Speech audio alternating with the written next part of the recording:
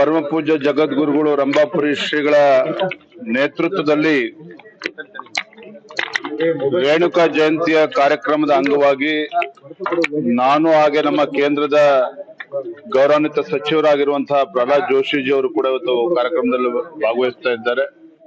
ಆ ನಿಟ್ಟಿನಲ್ಲಿ ಇವತ್ತು ಶ್ರೀ ಕ್ಷೇತ್ರಕ್ಕೆ ನಾವೆಲ್ಲ ಕೂಡ ಇಲ್ಲಿ ಬಂದಿದ್ದೇವೆ.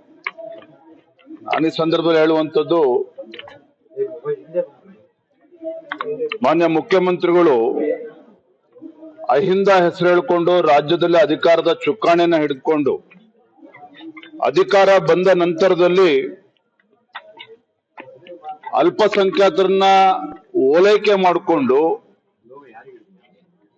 ಹಿಂದುಳಿದ ಸಮುದಾಯಗಳನ್ನ, ಶೋಷಿತ ಪೀಡಿತ ಸಮುದಾಯಗಳನ್ನ ಸಂಪೂರ್ಣವಾಗಿ ನಿರ್ಲಕ್ಷಣೆ ಮಾಡಿದ್ದಾರೆ.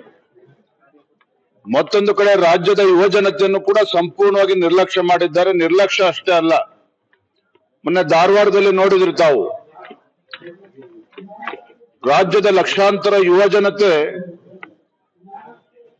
ಏನಿವತ್ತು ಸರ್ಕಾರದಲ್ಲಿ ಖಾಲಿ ಹುದ್ದೆಗಳು ಹಾಗೆ ಇದ್ದಾವೆ, ಭರ್ತಿ ಆಗದೇನೆ 2,85,000ಕ್ಕೂ ಹೆಚ್ಚು ಖಾಲಿ ಹುದ್ದೆಗಳು ಭರ್ತಿ ಆಗದೆ ಹಾಗೆ ಇದ್ದಾವೆ.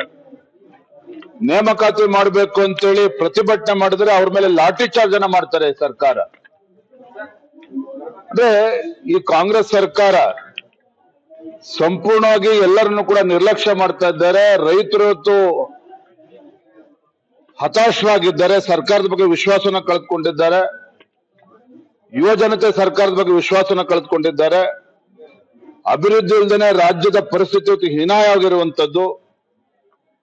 ಶಾಸಕರ ಆಡಳಿತ ಪಕ್ಷದ ವಿರುದ್ಧ ದಂಗೆ ಹೇಳುವಂತ ಪರಿಸ್ಥಿತಿ ಇವತ್ತು ನಿರ್ಮಾಣ ಆಗಿದೆ ಅಂತ ಹೇಳಿದ್ರೆ, ಯಾವ ಆಡಳಿತನ ಯಾವ ರೀತಿ ನಡೆಸ್ತಾ ಇದ್ದಾರೆ ಕಾಂಗ್ರೆಸ್ ಸರ್ಕಾರ ಅನ್ನೋದು